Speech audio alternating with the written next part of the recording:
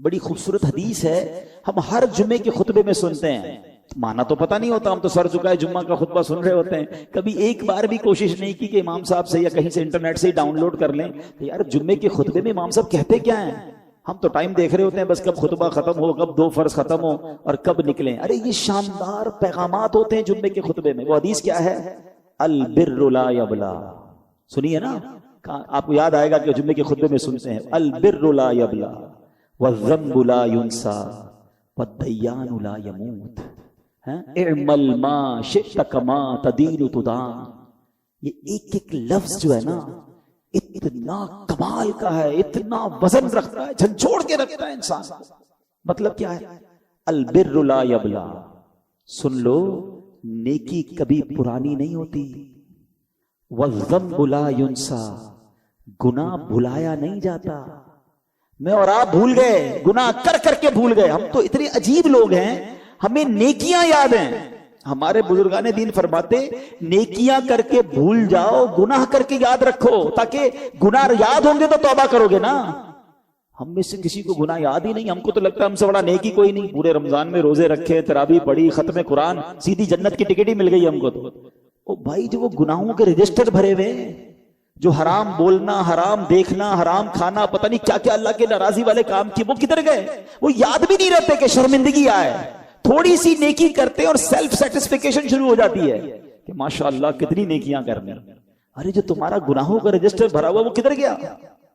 ہم تو ملتے ہیں نا لوگوں سے تو اتنا عجیب حال ہے لوگوں کا، ملیں تھوڑی دیر 5-10 منٹ کی ملاقات ہو تو جو صاحب ہوں گے وہ کہیں گے الحمدللہ اللہ نے بڑا کرم کیا ہے، میں رجب شعبان رمضان کے بھی روزے رکھتا ہوں، اللہ نے بڑا کرم کیا، 2005 سے ہر سال عمرے پہ جاتے ہیں، اتنے حج بھی کیے ہیں، وہ مسجد بنی ہمارے علاقے میں، اس کی چھت بھی ہم نے ڈلوائی ہے، تو یہ بھی میرے گھر کے باہر بھی میں اپنے ملازمین کو کھانا بھی کھلاتا ہوں۔ 5-10 منٹ میں 15 سال کی نیکیاں گنوا دی۔ اچھا ڈر لگتا ہے، ورنہ کبھی کبھی تو جی چاہتا ہے پوچھ لوں کہ حضرت کل جو جھوٹ بولا تھا وہ یاد ہے؟ 15 سال پرانا حج یاد ہے؟ آج صبح بدنگاہی کی تھی وہ یاد ہے؟ تھوڑی دیر پہلے موبائل اٹھایا تھا اور اس موبائل سے آپ نے گناہ کما لیا، وہ یاد ہے آپ کو؟ ذرا سوچیں شیطان نے کس طرح جکڑا ہوا ہے کہ ہمیں نیکیاں یاد رکھوا رہا ہے۔ Nobody remember the sins، حالانکہ گناہ یاد رکھنے، اور ہم بھول بھی گئے نا۔ حدیث پاک ہے وَالذَّنبُ لَا يُنسَى، ادھر گناہ نہیں بھلایا جائے گا، وہاں لکھا گیا۔ اور پھر آگے کیا فرمایا؟ وَالدَّيَّانُ لَا يَمُوتُ، جو فیصلہ کرنے والا ہے نا، جو خالق اور مالک ہے، اسے موت نہیں آنی، ہم مریں گے، اسے موت نہیں آنی۔ اور جو اگلا جملہ ہے اللہ اکبر، اعمل ما شئت کما تدین تدان، کر لے جو کرنا ہے، جیسی کرے گا ویسی بھرے گا۔ ہم سوچتے ہیں کبھی کہ ہم کر کیا رہے ہیں؟ ہم سب کی تمنا ہے، سب چاہتے ہیں جنت میں جائیں، ایسا ہی ہے نا، اللہ ہمیں جنت عطا فرمائے، مگر کام جنت والے ہیں، سب جنت جانا چاہتے ہیں، روڈ کون سا بنایا ہوا ہے؟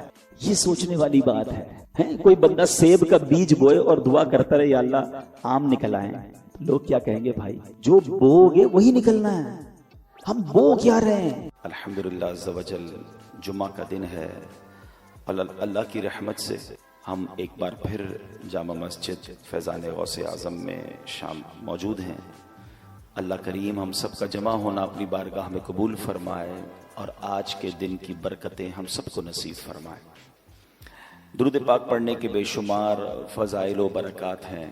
کعبے کے بدر الدجا، طیبہ کے شمس الضحیٰ صلی اللہ تعالی علیہ وسلم کا فرمان عالی شان ہے، کل کلام لا یذکر اللہ تعالی فیہ فیبدأ بہ وبالصلاۃ علی فہو اقطع ممحوق من کل برکہ۔ میرے آقا فرماتے ہیں ہر وہ بات جو اللہ پاک کے ذکر اور مجھ پر درود پاک بھیجے بغیر شروع کی گئی وہ ہر برکت سے محروم و خالی ہے۔ ہمیں کوشش کرنی چاہیے جب بھی کوئی بات کرنے لگیں، کہیں کوئی آپ کی کوئی میٹنگ ہے، اللہ کا کچھ ذکر کر لیں، کچھ درود پاک پڑھ لیں۔ آپ کہیں نیکی کا کام شروع کر رہے ہیں، اللہ اور اس کے رسول کے ذکر سے اس کو شروع کریں، اللہ پاک اس کام میں برکت ڈال دے گا۔ آسان طریقہ کیا ہے؟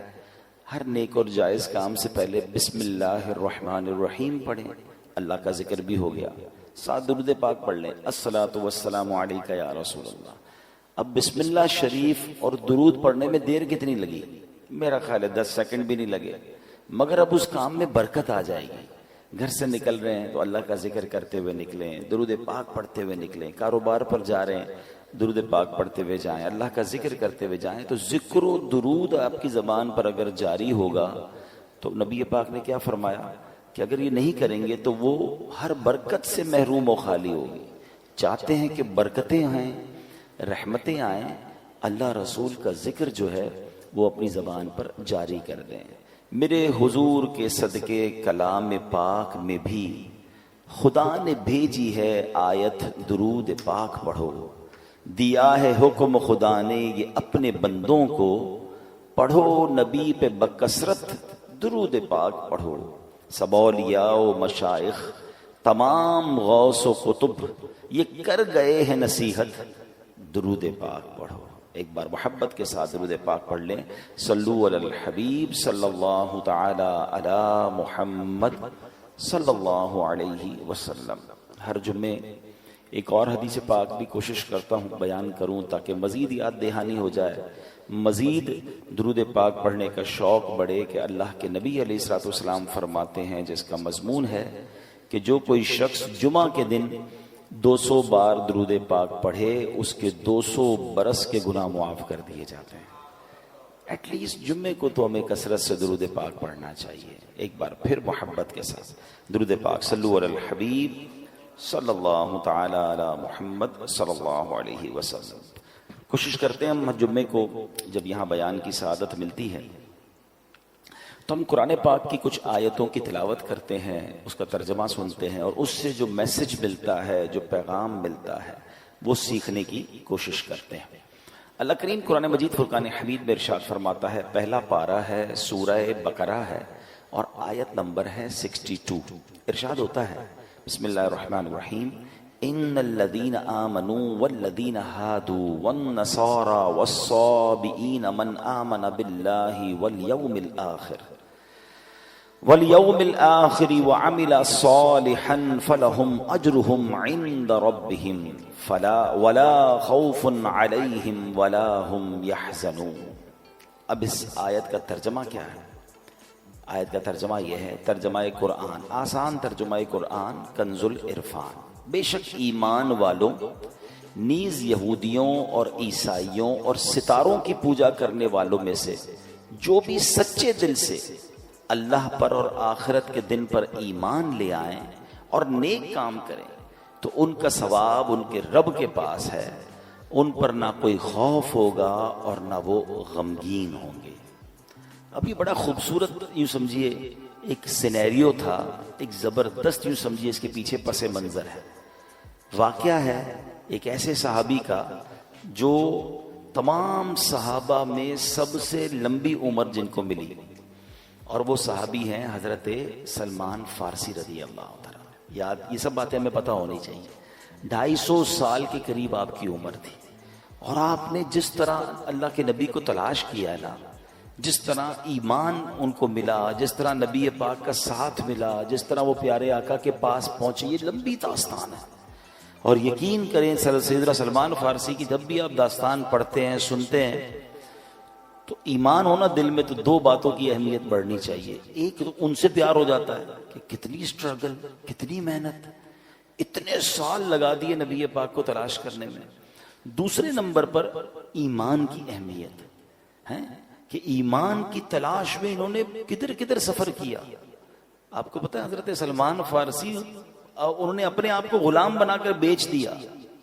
کبھی انشاءاللہ موقع ملا تو میں تفصیلی واقعہ بیان کروں گا، میں مختصر بیان کر دیتا ہوں کہ ہوا یہ تھا کہ سیدنا سلمان فارسی رضی اللہ تعالیٰ نے بڑی لمبی عمر پائی، اور آپ نے سال ہر سال حق کی تلاش کے لیے سفر کیا۔ اس زمانے میں نبی پاک دنیا میں تشریف نہیں لائے تھے، تو ان کو یہ بت پرستی اور کفر پسند نہیں تھا، یہ حق کی تلاش میں جاتے۔ تو وہاں اس زمانے میں بھی کچھ لوگ تھے جو ایمان والے تھے، راہب جس کو کہتے تھے، جو بتوں کی پوجا نہیں کرتے تھے، باطل خداؤں کی عبادت نہیں کرتے تھے، کیونکہ اس زمانے میں تو عجیب معاملہ تھا نا، کوئی آگ کی پوجا کرتا تھا، کوئی ستاروں کی عبادت کرتا تھا، کوئی بتوں کی پوجا کرتا تھا۔ تو یہ اللہ وحدہ لا شریک کے ماننے والے تھے، تو یہ راہب ہوتے تھے جو تمام لوگوں سے دور ہو کر عبادت کرتے تھے، یہ ان کے پاس چلے جاتے، ان کے پاس بیٹھتے۔ جب اس کے انتقال کا وقت قریب آتا کہتے اب بتاؤ کس کے پاس جاؤں، وہ کسی اور راہب کے پاس بھیج دیتے، ان کے انتقال کا وقت آتا وہ کسی اور راہب کے پاس بھیج دیتے۔ اب آخری جو راہب تھا نا، جب اس کے انتقال کا وقت آیا تو آپ نے کہا اب میں کدھر جاؤں؟ تو اس راہب نے کہا کہ اب میں دنیا میں کسی اور کو تو نہیں پاتا، ہاں اب آخری نبی کے مبعوث ہونے کا وقت ہونے والا ہے، تم ایسا کرو کہ ان کے پاس جاؤ اور ان پر ایمان لانا، ان کی خدمت میں چلے جانا۔ کچھ نشانیاں بتائی گئیں کہ وہ کہاں ہوں گے، تو پتہ چلا وہ مدینہ منورہ میں ہجرت کر کے آئیں گے۔ پیسے تھے نہیں مدینے جانے کے لیے، تو انہوں نے کیا کیا، سفر کرتے کرتے کرتے پتہ چلا کہ ایک قافلہ مدینے جا رہا ہے۔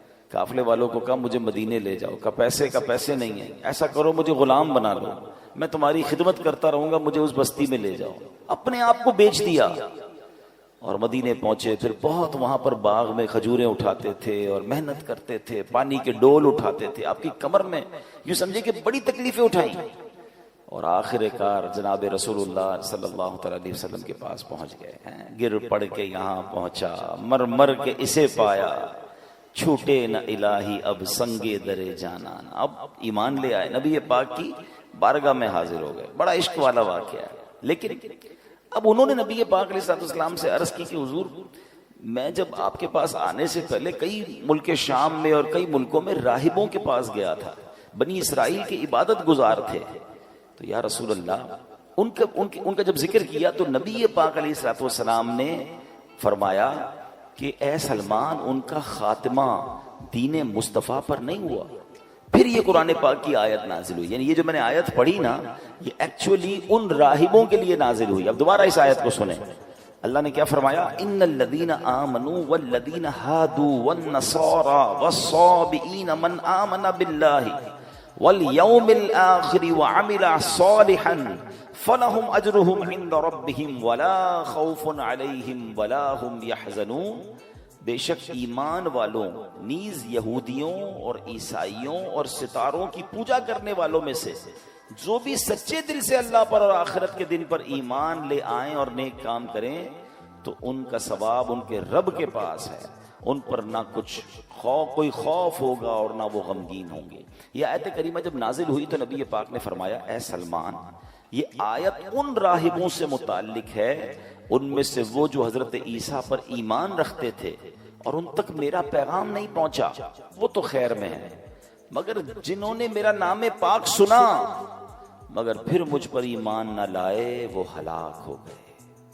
اے میرے پیارے اسلامی بھائیوں، معلوم کیا ہوا، اس آیت سے میسج کیا مل رہا ہے کہ مکی مدنی مصطفیٰ صلی اللہ علیہ وسلم جب دنیا میں تشریف لے آئے نا، اس کے بعد سے قیامت تک کوئی بھی دین، کوئی بھی ہدایت، کوئی بھی نظریہ قابل قبول نہیں ہے، صرف اور صرف دین مصطفیٰ صلی اللہ تعالی علیہ وسلم ہی راہ نجات ہے۔ مومن ان کا کیا ہوا، اللہ اس کا ہو گیا۔ نبی پاک کے دامن کے علاوہ پیارے آقا کی جو کہیں کہ ان کے فٹ اسٹیپ، ان کے نقش قدم، ان کے بتائے ہوئے طریقے کے علاوہ کوئی طریقہ درست نہیں، کیونکہ جو ان کے دامن سے وابستہ ہوگا وہ اللہ کریم کی رحمت کا حقدار ہوگا۔ کیا خوبصورت بات، اعلیٰ حضرت امام اہل سنت لکھتے ہیں مومن ان کا کیا ہوا، اللہ اس کا ہو گیا، کافر ان سے کیا پھرا، اللہ ہی سے پھر گیا۔ وہ کہ اس در کا ہوا، خلق خدا اس کی ہوئی، وہ کہ اس در سے پھرا، اللہ اس سے پھر گیا۔ اے میرے پیارے اسلامی بھائیوں، یہ ہمیں بات سمجھنی ہے۔ اس آیت کریمہ سے واضح طور پر معلوم ہو گیا، کوئی بنی اسرائیل سے تعلق رکھتا ہو، کوئی تورات کا ماننے کا دعویٰ کرتا ہو، کوئی انجیل پر ایمان رکھنے کا دعویٰ کرتا ہو، غرض کوئی کیسے بلند دعویٰ کیوں نہ کرتا ہو، نجات کس کو ملنی ہے، نجات کی راہ کون سی ہے، وہ دین محمدی یعنی دین اسلام ہے، اس کے سوا نجات کا راستہ نہیں۔ اللہ قرآن مجید میں ارشاد فرماتا ہے وَمَن يَبْتَغِ غَيْرَ الْإِسْلَامِ دِينًا فَلَن يُقْبَلُ مِنْهُ وَهُوَ فِي الْآخِرَةِ مِنَ الْخَاسِرِينَ، اور جو کوئی اسلام کے علاوہ کوئی اور دین چاہے گا تو وہ اس سے ہرگز قبول نہ کیا جائے گا اور وہ آخرت میں نقصان اٹھانے والوں میں سے ہوگا۔ اے میرے پیارے اسلامی بھائیوں، اب واقعہ سنیے گا۔ مشہور صحابی حضرت ابو ہریرہ رضی اللہ تعالیٰ عنہ، ان سے روایت ہے کہ نبی پاک علیہ السلام نے فرمایا روز قیامت اللہ کی بارگاہ میں اعمال پیش ہوں گے، یعنی اعمال بھی اللہ کی بارگاہ، ہم تو پیش ہوں گے، اعمال بھی پیش ہوں گے. نماز عرض کرے گی اے اللہ پاک میں نماز ہوں، ارشاد ہوگا تم بھلائی پر ہو. پھر صدقہ حاضر ہوگا، اے اللہ میں صدقہ ہوں، ارشاد ہوگا تم بھلائی پر ہو. روزے حاضر ہوں گے، یا اللہ میں روزہ ہوں، ارشاد ہوگا تم بھلائی پر ہو. اس طرح اعمال پیش ہوتے رہیں گے، آخر میں اسلام پیش ہوگا اور اللہ کی بارگاہ میں عرض کرے گا یا ربی انت السلام و انا الاسلام، اے اللہ تیرا پاک نام سلام ہے اور میں اسلام ہوں. ارشاد فرمائے گا انک علی خیر بک الیوم آخذ و بک اعطی، بے شک تو بھلائی پر ہے اے اسلام، آج جس کی بھی پکڑ ہوگی تیری ہی سبب سے ہوگی. یعنی جس نے تیرا انکار کیا ہوگا اس کی پکڑ ہوگی، اور جس کو جو عطا ہوگا وہ تیری ہی بدولت ہوگا. اس کا مطلب جس نے اسلام تھاما ہوگا وہ بخشا جائے گا، اور جو اسلام کا انکاری ہوگا وہ قیامت کے دن مارا جائے گا، پکڑا جائے گا. میرا یہ بیان چونکہ پوری دنیا میں سنا جاتا ہے، ابھی بھی سن رہے ہوتے ہیں، بعد میں بھی لوگ سنتے ہیں. اگر میرا کوئی ایسا ویور ہے جو مسلمان نہیں ہے، جو اللہ کو، اس کے حبیب علیہ السلام کو ماننے والا نہیں ہے، آج قرآن کی آیتوں کے ذریعے میں آپ سے عرض کر رہا ہوں، ایک ہی دین جو اللہ کی بارگاہ میں مقبول ہے، نبی پاک کے آنے کے بعد اب کوئی راہ نجات نہیں ہے. آپ اسلام میں داخل ہو جائیں، اللہ آپ کو اسلام پر استقامت دے. ہم جو ایمان والے، اللہ ہمیں بھی ایمان پر استقامت دے، کہ ایمان ہی راہ نجات ہے. اب ذرا سنیے گا، کچھ لوگ آج بھی، اب اصل پرابلم یہ کہ علم تو ہے نہیں، سب دیکھنا ہے، سب پڑھنا ہے، سب کی جناب اندر جانا ہے، یہ ہمارا کام نہیں ہے. حضرت موسیٰ علیہ السلام پر کون سی کتاب نازل ہوئی تھی؟ تورات شریف. ٹھیک ہے، کس کی بات کر رہا ہوں؟ حضرت فاروق اعظم، حضرت عمر فاروق. کیسی ہستی ہیں جن کے بارے میں نبی پاک فرماتے میرے بعد اگر کوئی نبی ہوتا تو عمر ہوتا. ان کا واقعہ سنیے. ایک بار نبی پاک کا دربار تھا، حضرت عمر آئے، ہاتھ میں تورات شریف تھی. حضرت عمر نے نبی پاک کے پاس بیٹھ کر تورات پڑھنا شروع کر دی. توجہ پیارے آقا علیہ السلام کی طرف نہیں گئی، بلکہ تورات پڑھنا شروع. جیسے جیسے آپ تورات پڑھتے جاتے تھے نا، میرے آقا کے چہرے کا رنگ بدلتا گیا. جلال شریف، نبی پاک کے چہرے پر جلال کی وجہ سے رنگ بدلتا گیا. حضرت ابوبکر صدیق نے حضرت عمر کو روکا، اے عمر نبی پاک کا چہرہ تو دیکھو، پیارے آقا کے چہرے کو تو دیکھو. حضرت عمر نے جیسے نبی پاک کے چہرے کی طرف دیکھا تو جلال کی کیفیت، فوراً تورات شریف بند کیا، نبی پاک سے معافی کے طلبگار ہوئے. اب سنو اللہ کے حبیب علیہ السلام نے کیا فرمایا. فرمایا اس ذات کی قسم جس کے قبضہ قدرت میں میری جان ہے، اگر حضرت موسیٰ بھی خود ظاہری زندگی کے ساتھ دوبارہ دنیا میں تشریف لے آئیں، تم مجھے چھوڑ کر ان کی پیروی کرو گے تو سیدھے راستے سے بھٹک جاؤ گے. اگر اب حضرت موسیٰ ظاہری زندگی کے طور پر واپس آ جائیں تو وہ بھی ضرور میری ہی پیروی اختیار کریں گے. یہ کیسا پیغام ہے، یہ کیسا میسج تھا.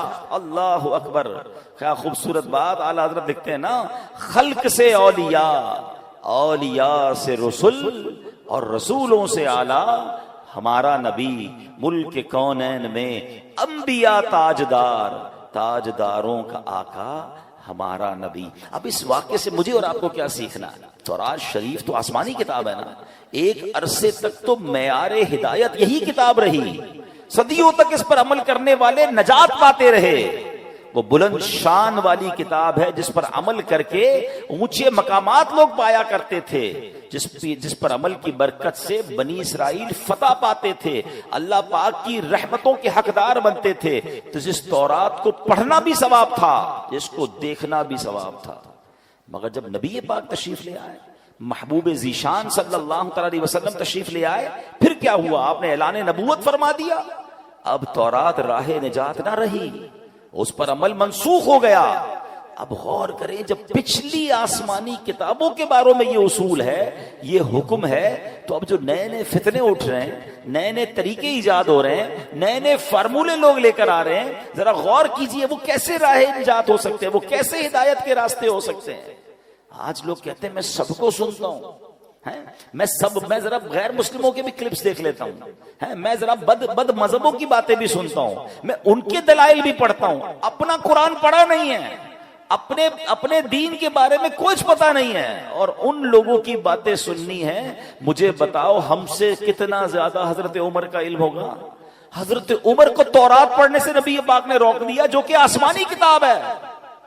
اور ہم جناب جن کے پاس علم نام کی کوئی چیز نہیں، اپنے دین کے بارے میں مضبوطی نہیں، اور غیر مسلموں کی باتیں سنیں گے، بد مذہبوں کی باتیں. کوئی بات دل میں بیٹھ گئی تو ایک بات یاد رکھیے گا، یہ ضرور اللہ کا مجھ پر اور آپ پر احسان ہے کہ ہمیں بن مانگے ایمان دیا ہے. ہم نے اسٹرگل نہیں کی. حضرت سلمان فارسی کو دیکھو یار، میں نے آپ کو بہت شارٹ میں واقعہ سنا، میں واقعہ پورا سناؤں رونے لگ جاؤ گے کہ اس اللہ کے بندے نے ایمان حاصل کرنے کے لیے، نبی پاک کو تلاش کرنے کے لیے کیا کیا کیا، اپنا آپ بیچ دیا. میں نے اور آپ نے کیا کیا؟ ہم تو پیدا ہی مسلمان گھرانے میں ہوئے بغیر مانگے. اللہ نے کتنی بڑی مہربانی کی. پیدا ہوتے ہی سب سے پہلی آواز کیا سنی ہمارے کانوں نے؟ اللہ اکبر اللہ اکبر. میرے ماں باپ مسلمان، میرے گھر میں اسلام. اللہ، کبھی سوچو اگر میں اور آپ کسی اور غیر مسلم خاندان میں پیدا ہو جاتے تو کدھر جاتے؟ کیا نہیں ہو سکتے تھے؟ کیا آج دنیا میں عیسائیوں کے بچے پیدا نہیں ہوتے؟ غیر مسلموں کے گھر میں بچے پیدا نہیں ہوتے؟ مجھے کیوں مسلمان گھرانے میں اللہ نے پیدا کیا بن مانگے؟ یہ کتنا بڑا اللہ کا احسان ہے. اچھا پھر ایک اور احسان، چلیں ایمان والا بنایا، اللہ کی بڑی مہربانی ہے، اللہ تیرا شکر. مگر مجھے حضرت موسیٰ کا امتی بھی تو بنا سکتا تھا، حضرت عیسیٰ کا امتی بھی تو بنا سکتا تھا. اس زمانے میں بھی تو لوگ پیدا ہوئے تھے. یہ میں آخری نبی علیہ الصلوۃ والسلام کی امت میں پیدا ہو گیا. یہ کتنی بڑی مہربانی ہے. میں خدا کی قسم صحیح بتاؤں نا، صرف میں اور آپ ساری زندگی اسی بات کا شکر ادا کرتے جائیں تو زندگی ختم ہو جائے. شکر ادا نہیں ہو سکتا. کتنا بڑا مجھ پر احسان کر دیا. میری خوش قسمتی میں تیرا امتی، امتی تیری قسمت پہ لاکھوں سلام. یہ اللہ نے ہم پر مہربانی کی نا. لیکن اب ایک بات آپ سمجھ جائیے، ایمان والے تو بن گئے، مسلمان گھرانے میں پیدا تو ہو گئے، but we have no guarantee کہ ہم مسلمان ہی مریں گے. ہاں، ایمان بندہ قبول بھی کر سکتا ہے، اور بدقسمتی سے بدبختی غالب آ جائے تو اس کا ایمان اس سے چھن بھی سکتا ہے. ایمان کی فکر کرنی ہے، ایمان کی حفاظت کی دعائیں کرنی ہیں. پوری دنیا میں آج کہا جاتا ہے کہ سب سے زیادہ جو موسٹ گروئنگ ریلیجن ہے نا، سب سے زیادہ پھیلنے والا مذہب اسلام ہے. بہت اچھی بات ہے، مگر مسلمان بھی غیر مسلم ہوتے ہیں. اس کی بھی ہمیں فکر کرنی ہے، دعائیں کرنی ہیں. تو اس لیے کیسے ہو سکتا ہے؟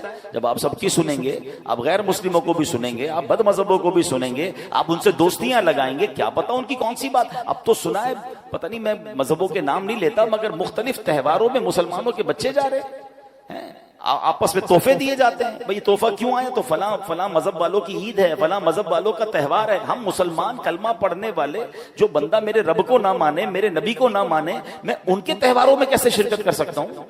اپنے ایمان کو مضبوط رکھو، ورنہ یہی ایمان کے ضائع ہونے کا سبب ہے. میں آخر میں بتاؤں گا، علماء نے کچھ اسباب بھی لکھے ہیں جس کی وجہ سے ایمان ضائع ہو سکتا ہے. مگر ایمان کتنی بڑی نعمت ہے، اللہ اکبر. ایک بزرگ ہیں حضرت ابراہیم آجری رحمت اللہ تعالی. ایک دن آپ تندور جلا رہے تھے، اتنے میں بنی اسرائیل سے تعلق رکھنے والا ایک غیر مسلم وہاں آ گیا. آپ نے اسے اسلام کی دعوت دیتے ہوئے فرمایا، اسلم فلا تدخل النار، یعنی مسلمان ہو جا، جہنم کی آگ سے بچ جائے گا. دعوت دینے کا انداز دیکھیں.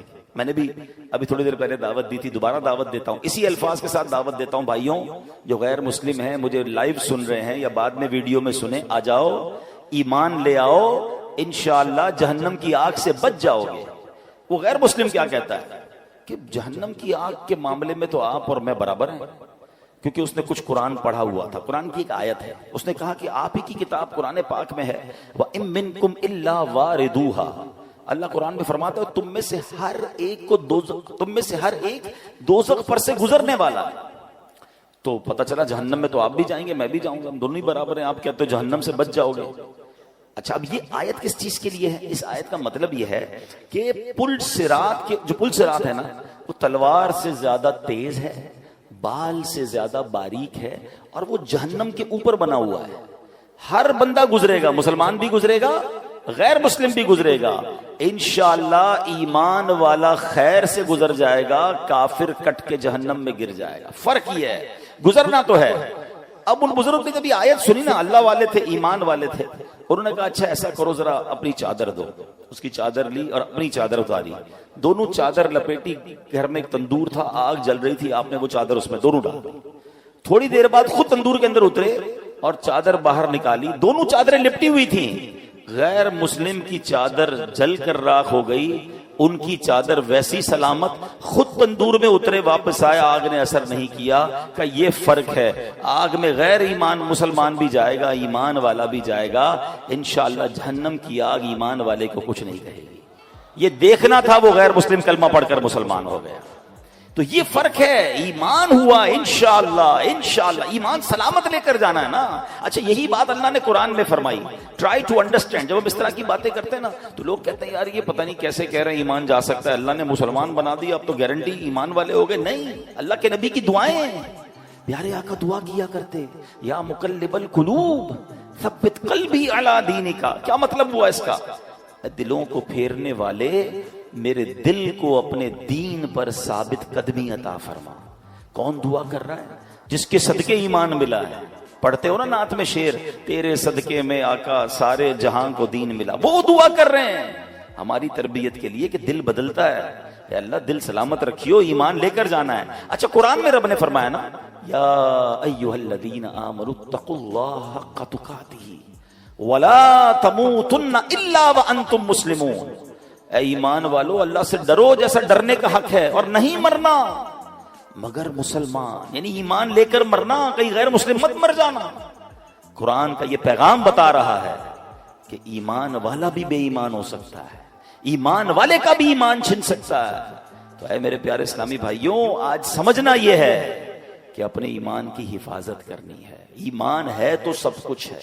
نبی پاک کی راہ کے علاوہ، پیارے آقا کے طریقے کے علاوہ کوئی طریقہ نہیں جو راہ نجات ہو۔ ادھر ادھر لیفٹ رائٹ نہیں جانا ہے۔ اپنے ایمان پر، اپنے دین سے محبت بھی کریں۔ انفارچونیٹلی ایسا بھی ہو گیا جو خاص طور پہ غیر مسلموں ملکوں میں رہتے ہیں، یہ ذرا بہت زیادہ ایلیٹ کلاس ماڈرن طبقے میں جانا آنا ہے، ہمیں بھی پتا ہے، وہ ادھر جا کے اپنے آپ کو مسلمان کہتے ہوئے شرما رہے ہوتے ہیں، اپنے اسلامی طریقوں پر عمل کرتے ہوئے شرما رہے ہوتے ہیں۔ اچھا ادھر سے کوئی اٹیک ہو اسلام کے اوپر، اسلام کے طریقے پر، تو خود ہی ان کی باتوں میں ہاں میں ہاں ملا رہے ہوتے ہیں۔ ہاں جناب یہ کچھ بات مجھے بھی سمجھ نہیں آتی، تف ہے تم پر، اپنے ایمان، اپنے قرآنی حکم پر، نبی پاک کے طریقے پر آپ خود ڈگمگا رہے ہو۔ ارے دنیا کے کسی میدان میں جائیں، ڈنکے کی چوٹ پہ کہیں میں مسلمان ہوں، میں اپنے نبی کا امتی ہوں، اور جو قرآن و حدیث میں سب پر میرا ایمان ہے۔ یہ آدھا مسلمان کون سا ہوتا ہے؟ اسلام میں پورے داخل ہونا ہے اور اس پہ فخر کرنا ہے، اس پہ شرمانا نہیں۔ اور یہ ایمان مضبوط ہونے کی دلیل ہے۔ وہی پرابلم ہے نا، صحبتیں ایسی ہیں، دوست ایسے ہیں، باتیں ایسی ہیں کہ سن سن کر ان سے پیار ہو جاتا ہے، اسلام سے نفرت ہو جاتی ہے۔ اسلام کے کچھ، اب دیکھیں نا، بہت سارے لوگ نکلے کہتے ہیں پردے کی کوئی ضرورت نہیں ہے۔ عورت کو جناب کس نے کہا؟ بھائی قرآن نے کہا پردہ ہونا چاہیے، نبی پاک نے کہا پردہ ہونا چاہیے۔ لوگ کہہ رہے نہیں، عورت کی آزادی، میرا جسم میری مرضی۔ یہ کیا ہے؟ یہ آہستہ آہستہ، ہم نہیں کہتے عورتوں کے ساتھ ظلم۔ اسلام جتنا عورتوں کے حقوق بیان کرتا ہے دنیا میں کون بیان کرتا ہے؟ ماں کے قدموں تلے جنت ہے۔ بہن کے حقوق بیان کیے، بیوی کے حقوق بیان کیے، بلکہ نبی پاک نے تو یہاں تک فرمایا تم میں بہترین وہ ہے جو اپنی گھر کی عورتوں کے ساتھ بہترین ہے۔ اس سے زیادہ کون سا مذہب عورتوں کے حقوق بیان کرتا ہے کہ ہمیں کہتے ہیں عورتوں کے ساتھ اچھے سلوک کرنا ہے، اسلام سکھاتا ہے۔ مگر یہاں یہ پرابلم نہیں ہے، یہاں ایکچولی آہستہ آہستہ اسلام دل سے نکالنا ہے، قرآن دل سے نکالنا ہے، حدیث۔ یہ ایک بات نہیں ہے، ایسی بہت ساری باتیں آئیں گی، آپ پڑھتے جائیں۔ یہ کچھ آتے ہیں دانشور کے نام پر جو ٹی وی پہ آئیں گے، سوشل میڈیا پہ آئیں گے اور آپ کو سمجھائیں گے کہ قرآن کی یہ بات ٹھیک نہیں ہے، اس پہ عمل نہیں کرنا چاہیے، اس کا مطلب تو کچھ اور ہے، یہ پلاننگز ہیں۔ اور قرآن نے کیا کہا کہ اللہ اور اس کے رسول کے پر جو ایمان لائے گا، اللہ پر جو ایمان لائے گا وہی نجات پانا ہے، اس کے علاوہ نجات نہیں ہے۔ اے میرے پیارے اسلامی بھائیوں، اگر ہمیں بچنا ہے جہنم کی آگ سے، ہمیں بچنا ہے آخرت کے عذاب سے، تو اپنے ایمان کی حفاظت کرنی ہے۔ ایک بار نبی پاک علیہ الصلوۃ والسلام، دیکھیں پیارے آقا کی کیا شان، اس زمانے میں نبی پاک نے سمجھایا، ایسا لگتا ہے یہ آج کے لیے کیسی پیاری بات ہے۔ پیارے آقا نے ایک سیدھی لکیر کھینچی، پھر ایک رائٹ سائڈ پہ لکیر کھینچی، اور پھر لیفٹ سائڈ پہ خط لکیریں بنائیں، اور پھر درمیان والی لکیر پر ہاتھ رکھ کر کیا فرمایا؟ دائیں بائیں والی لکیروں پر فرمایا ہذہ سبل الشیطان، یہ شیطان کے راستے ہیں، اور درمیان والی لکیر پر فرمایا وَأَنَّ هَذِي صِرَاطِي مُسْتَقِيمًا فَاتَّبِعُوهُ، اور یہ کہ یہ میرا سیدھا راستہ ہے تو اس پر چلو۔ قرآن کی آیت تلاوت کر کے سمجھایا کہ سیدھا راستہ اللہ اور اس کے رسول کا راستہ ہے، دائیں بائیں یہ عجیب عجیب راستے آتے رہیں گے جس سے اپنا ایمان بچانا ہے۔ سیدی اعلیٰ حضرت نے تو بہت پہلے لکھا تھا فرماتے ہیں جان دے دو وعدہ دیدار پر، نقد اپنا دام ہو ہی جائے گا، سائلوں دامن سخی کا تھام لو، کچھ نہ کچھ انعام ہو ہی جائے گا، مفلسوں ان کی گلی میں جا پڑو، باغ خلد اکرام ہو ہی جائے گا۔ اور فرمایا سونا جنگل رات اندھیری چھائی بدنی کالی ہے، سونے والو جاگتے رہیو چوروں کی رکھوالی ہے۔ یعنی دین سکھانے کے نام پر لوگ آ کر ایمان پر حملے کر رہے ہوتے ہیں۔ اللہ کرے کہ یہ بات ہمیں سمجھ آ جائے اور ہم اپنے دین سے بے پناہ محبت کرنے والے بن جائیں۔ میں انشاءاللہ آج آپ کو کچھ وظائف بھی بتا کر جاؤں گا، مگر ایک بڑا دل خراش واقعہ جس سے یہ احساس ہوگا کہ ایمان کیسے شیطان چھین لیتا ہے۔ امام ابو محمد رحمت اللہ تعالی علیہ فرماتے 3 عبادت گزار لوگ تھے، زاہد تھے، حج پر گئے اور جاتے جاتے راستے میں غیر مسلموں کی بستی میں قیام کیا۔ اب ان تینوں میں سے ایک کی نظر ایک غیر مسلم لڑکی پر پڑی جو بڑی خوبصورت تھی، اس اوس کی طرف اس کا دل مائل ہو گیا۔ پہلے کے زمانے میں قافلے اونٹوں پر گھوڑوں پر بہت لمبا سفر ہوتا تھا، اب صبح ہوئی تو سفر کا وقت ہے، اس نے کہا دونوں کو کہا تم جاؤ میں ذرا پیچھے آتا ہوں۔ وہ دونوں تو حج پہ روانہ ہو گئے، یہ بندہ اسی بستی میں رک گیا، اس عورت کی طرف اس کا دل آ گیا، عورت سے اس نے بات کی کہ میں تم سے شادی کرنا چاہتا ہوں۔ تو عورت نے کہا کہ میرے والد سے بات کرو، والد کے پاس گیا، والد نے کہا اس کا مہر دو۔ کہا مہر کیا ہے؟ کہا مہر بہت بھاری ہے۔ کہا بتائیے میں مہر دے دوں گا۔ کہا مہر یہ ہے کہ تم غیر مسلم ہو جاؤ، تم اسلام چھوڑ دو۔ اس بدبخت نے اس لڑکی کے عشق کے چکر میں اپنا دین چھوڑ دیا، جو عبادت گزار تھا، حج کو جا رہا تھا۔ ٹرائی ٹو انڈرسٹینڈ کدھر جا کر ایمان گیا اس کا۔ حج کے راستے میں شیطان نے ایسا حملہ کیا کہ وہ غیر مسلم ہو گیا۔ اچھا وہ شادی بھی ہو گئی، اب وہ دوست حج کر کے واپس اسی راستے سے آئے کہ وہ دوست کدھر رہ گیا، حج پہ ہی نہیں آیا۔ واپس آئے ڈھونڈتے ڈھونڈتے پتا چلا کہ وہ بندہ تو غیر مسلم ہو گیا تھا، مگر اس دوران اس کا انتقال بھی ہو گیا، یعنی بے ایمانی کی موت مرا۔ اس کی بیوی کو تلاش کیا، بیوی کو کہا قبر تو دکھاؤ، قبر پر گئے، وہاں دیکھا تو 2 بچے بھی تھے، اس کی بیوی تھی، سب رو رہے تھے۔ تو بیوی سے جب داستان سنی تو یہ بھی 2 دوست تھے، رونے لگے کہ ایسا ہو گیا، اس کا ایمان ہی چلا گیا، بے ایمان مر گیا۔ عورت نے پتہ کیا بتایا؟ تو عورت نے کہا آپ کیوں رو رہے ہیں؟ کہا ہم اس کی عبادت کے گواہ ہیں، اس کے زہد اور تقوی کے گواہ ہیں، یہ بڑا نیک تھا، بڑا عبادت گزار تھا، ہمیں افسوس یہ اس کا ایمان چلا گیا۔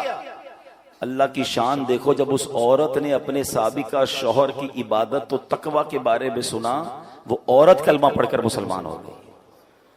ہائے ہائے ہائے، یہ اللہ کی خفیہ تدبیر ہے کہ جس عورت کی وجہ سے اس نے ایمان ختم کیا، وہ عورت مسلمان ہو گئی، مگر اس عبادت گزار کا خاتمہ ایمان پر نہیں ہوا۔ ہم اللہ سے آج جمعے کے دن اس کے گھر میں بیٹھ کر دعا کرتے ہیں، اللہ ہمارے ایمان کی حفاظت رکھنا، اے اللہ ہمیں مرتے وقت کلمہ نصیب فرما، ہمیں برے خاتمے سے بچا، اے اللہ جب قبر میں جائیں اللہ ایمان سلامت لے کر جائیں۔ یہ دعائیں کرتے رہیں، مال سلامت رہے، کاروبار سلامت رہے، بچے سلامت رہے، پتہ نہیں کتنی دعائیں کرتے ہیں۔ میں نہیں کہتا نہ کرو، مگر ایمان کی بھی تو دعا کرو نا، سب سے بڑھ کر تو ایمان ہے، وہ ہماری دعاؤں میں ہی نہیں ہے۔ اب آخر میں آئیے، ایمان سلب ہونے والے وہ کچھ کام جس کی وجہ سے ایمان سلب ہو سکتا ہے، وہ کیا ہے؟ حضرت بعض علماء فرماتے ہیں برے خاتمے کے 4 بڑے اسباب ہیں۔ نمبر 1، نماز میں سستی۔ پلیز نماز نہ چھوڑا کریں۔ جمعہ میں آج اس مسجد میں دوسرا جمعہ ہو رہا ہے، روڈ پہ پبلک ہوتی ہے، بڑی اچھی بات ہے، مگر پلیز باقی نمازیں بھی پڑھیں۔ ہم صرف جمعے کے لیے، ہم پر جمعہ فرض نہیں ہے۔ یہ نماز میں سستی یہ ایمان چھن جانے کا سبب ہے۔ دوسرے نمبر پر فرمایا شراب نوشی، خدا کے واسطے شراب کے قریب بھی نہ جائیں۔ تیسرے نمبر پر والدین کی نافرمانی، خدا کے واسطے اپنے ماں باپ کی عزت کریں، پیار کریں، ان سے محبت کریں، ان کی رسپیکٹ کریں، ان کا دل نہ دکھاؤ۔ ماں باپ ناراض تو رب ناراض، ماں باپ راضی تو رب راضی۔ اور چوتھے نمبر پر علماء نے فرمایا مسلمانوں کو تکلیف دینا۔ کچھ لوگوں کی بڑی عجیب عادت ہوتی ہے، آلویز تکلیف ہی دیتے ہوتے ہیں، طنز کریں گے، گالیاں دیں گے، جھگڑا کریں گے، پڑوس میں ہے تو پڑوسی کو تکلیف، رشتہ دار میں ہے تو رشتہ داروں کو تکلیف، کاروبار کریں تو کاروباریوں کو تکلیف، جدھر جائیں ٹینشن۔ نہ کرو ایسا۔ یہ حقوق العباد کا معاملہ، ایک تو اس کے گناہوں کا انبار آپ پر لگ رہا ہے، دوسرا اللہ نہ کرے ایمان ہی ختم نہ چلا جائے ہمارے ہاتھ سے۔ امیر اہل سنت نے کچھ اور اسباب بھی لکھے، چغلی کھانا اور اسی طرح حسد کرنا، بد نگاہی بھی برے خاتمے کا سبب ہے، فرض ہونے کے باوجود حج نہ کرنا۔ یہ تو نبی پاک کی حدیث ہے نا کہ جو استطاعت کے باوجود حج نہ کرے. حدیث کا خلاصہ ہے مجھے کوئی پرواہ نہیں وہ یہودی ہو کر مرے یا نصرانی ہو کر مرے. کون کہہ رہا ہے؟ اللہ کے نبی فرما رہے ہیں حج فرض ہے پھر بھی حج نہیں کرتے. بس یار ذرا وہ بچی کی شادی کر لوں, ذرا گھر بنا لوں, ذرا کاروبار سیٹ کر لوں. خدا کے واسطے اگر آج مجھے کوئی ایسا میرا بھائی سن رہا ہے, میری کوئی ایسی بہن سن رہی ہے, لائیو سن رہے ہیں, اگر حج فرض ہے ابھی بھی دن ہے, فارم جمع ہو جائے گا. ابھی بھی جناب کسی گروپ والے سے رابطہ کریں, آپ کا فارم ہو جائے گا. فرض ادا کریں, حج فرض پورا کیے بغیر مر نہ جائیں. زندگی میں ایک ہی بار تو حج فرض ہے. اگر پیسے ہیں, استطاعت ہے, جو اس کی تفصیل ہے تو حج کر لیں. اور اب آخر میں آئیے میں آپ کو کچھ وظائف بھی بتاتا ہوں جو علماء نے لکھے کہ جو ایمان کی سلامتی کا انشاءاللہ ایمان کی سلامتی کا سبب بنیں گے. اور وہ کیا ہے؟ ایمان پر خاتمے کے 3 اوراد روزانہ 41 بار.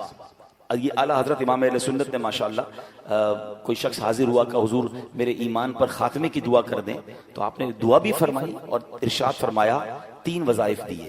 41 ٹائم روزانہ صبح کو یا حیو یا قیوم لا الہ الا انت اول آخر درود شریف, اور 41 ٹائم ایک بار مل کر پڑھ لیں یا حیو یا قیوم لا الہ الا انت. سوتے وقت اپنے سب اورات کے بعد جب سارے آپ ورد پڑھ لیں, وظائف پڑھ لیں, سورہ کافرون پڑھ لیا کریں اور انشاءاللہ اس کے بعد کوئی گفتگو نہ کریں.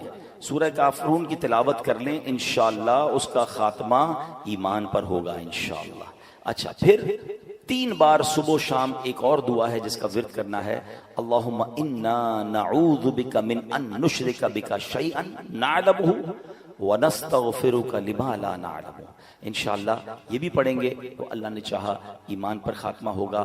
اور بار بار کلمہ پاک پڑھتے رہا کریں. بڑا پرابلم ہے جناب, مرتے وقت سب کی تمنا ہے کہ اللہ مرتے وقت زبان پر کلمہ جاری ہو, مگر پورا مہینہ گزر جاتا ہے کلمہ نہیں پڑھتے. بھائی زبان کلمے کی عادی ہوگی تو مرتے وقت کلمہ نصیب ہوگا نا. تو میں بھی نیت کروں, آپ بھی نیت کریں, کم از کم روز کی ایک تسبیح لا الہ الا اللہ محمد الرسول اللہ. افضل الذکر کہا گیا, سب سے افضل ذکر نبی پاک نے پتہ کیا فرمایا؟ افضل الذکر لا الہ الا اللہ.